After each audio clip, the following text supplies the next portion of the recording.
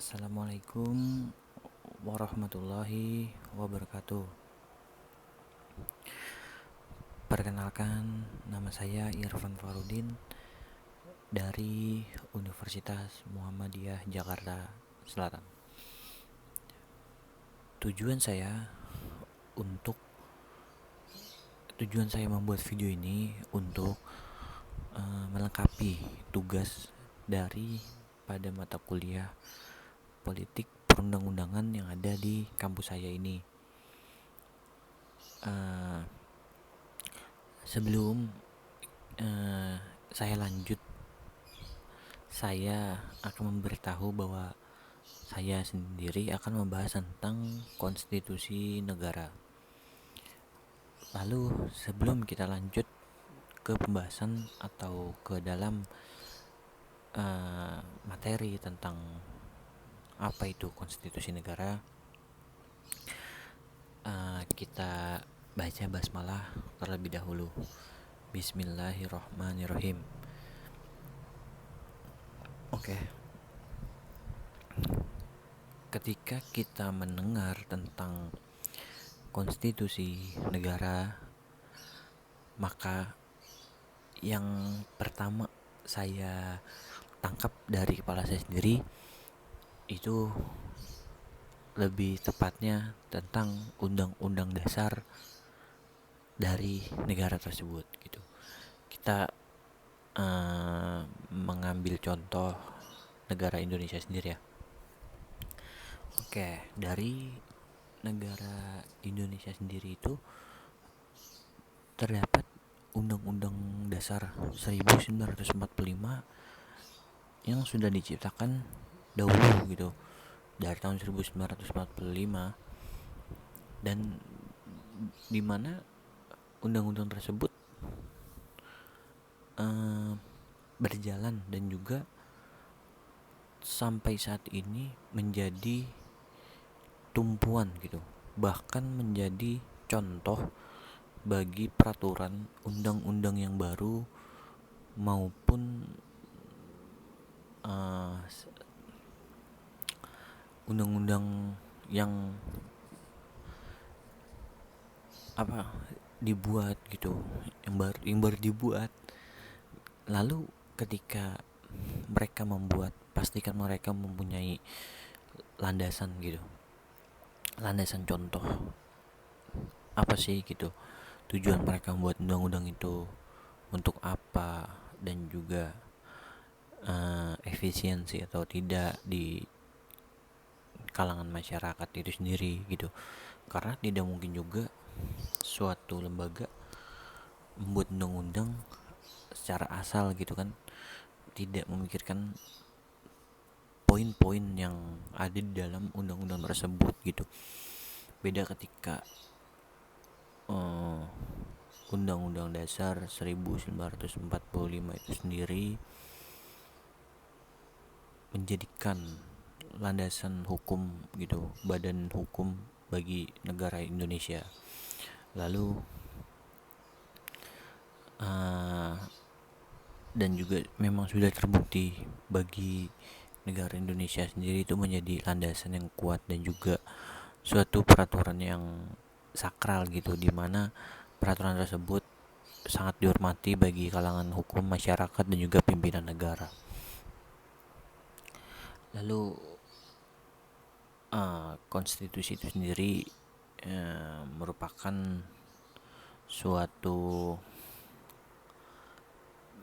bidang atau juga suatu plan gitu, mungkin ya, ketika pada waktu itu Undang-Undang Dasar 1945 diciptakan dan dibuat, mereka itu atau kita gitu, contoh kita hanya memikir undang-undang tersebut hanyalah sebuah peraturan-peraturan yang harus dituruti, dijalani, dan juga kita terapkan gitu pada kehidupan sosial untuk bernegara di negara Indonesia.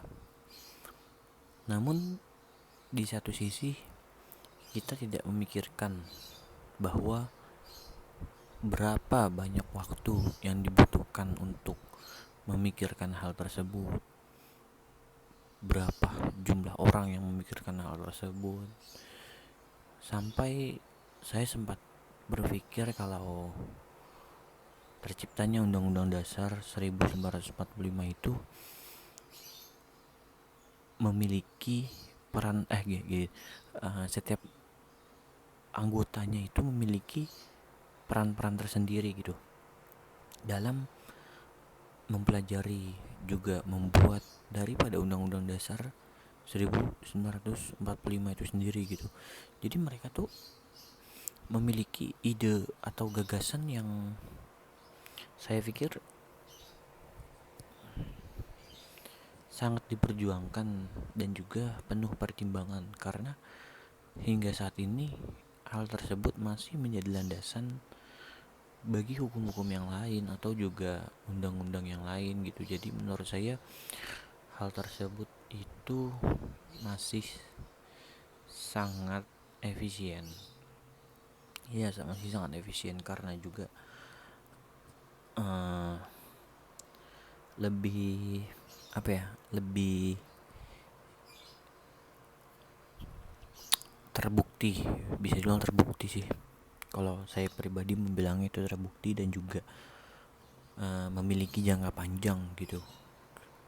Dan bila sekarang ini mungkin jika kalian nonton video ini tahun berapa dan juga masih jika ada undang-undang yang baru dibuat atau disahkan melalui Dewan Perwakilan Rakyat, menurut saya ada satu kaitan-kaitan dari Undang-Undang Dasar 1945 itu sendiri gitu. Jadi mereka mempunyai suatu plan atau rencana yang dapat diterapkan kembali oleh generasi-generasi berikutnya seperti itu. Dan mungkin juga ketika ada rotasi atau juga penggantian dari anggota-anggota dewan yang sekarang ini, pasti nantinya itu ketika ada yang masuk di kursi anggota dewan tersebut, maka ada sumber-sumber baru atau gagasan atau juga undang-undang yang baru yang bukan menjiplak, yang mengikuti atau mengambil contoh dari Undang-Undang 1945 itu sendiri gitu. Jadi menurut saya pengesahan itu sendiri lebih ke perencanaan gitu. Jadi berapa kita bisa bayangkan pada tahun dulu masyarakat Indonesia membuat suatu undang-undang atau peraturan-peraturan dasar gitu yang sampai sekarang itu masih diterapkan nilai-nilainya gitu. Jadi menurut saya pembuatnya itu atau tim pengesahannya itu sangat sangat memikirkan masyarakat Indonesia. Tapi saya tidak tahu jika lembaga yang sekarang ini yang membuat atau bukan berburuk sangka, namun mungkin ada kepentingan pribadi yang dimasukkan ke dalam hukum sehingga mempermudah jalan mereka untuk mengambil kesempatan gitu kan. Saya kurang mengerti juga karena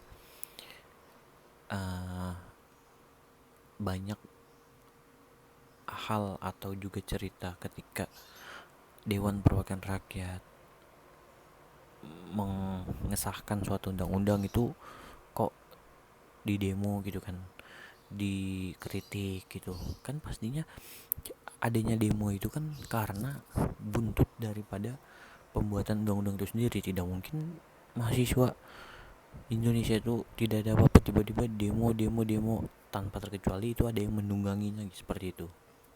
Nah,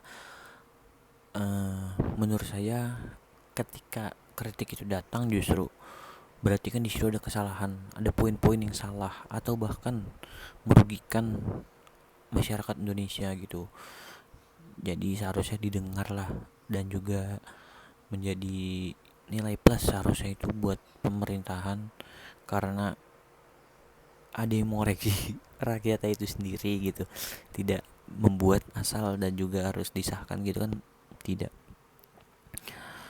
Mungkin dari saya itu saja yang dapat saya sampaikan mengenai tema di video kali ini. Bila ada salah kata atau juga penyebutan yang kurang benar, saya mohon maaf sebesar-besarnya. Saya pamit undur diri. Billahi taufik wal hidayah. Wassalamualaikum warahmatullahi wabarakatuh.